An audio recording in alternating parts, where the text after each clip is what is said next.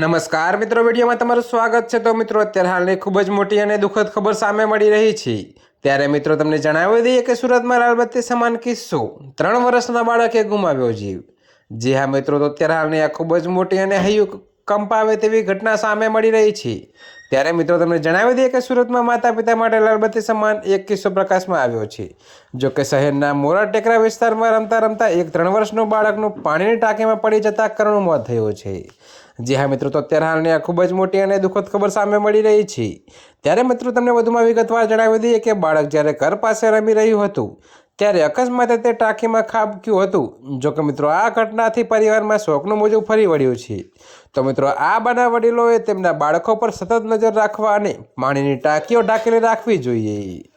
તો મિત્રો અત્યારે હાલ માટે આટલું જ, મળીશું નવી અપડેટ સાથે। અને જો તમને મારા વિડીયો પસંદ આવતા હોય તો વિડીયોને લાઇક, કોમેન્ટ, શેર અને અમારી ચેનલને સબસ્ક્રાઈબ કરવાનું ભૂલતા નહીં મિત્રો।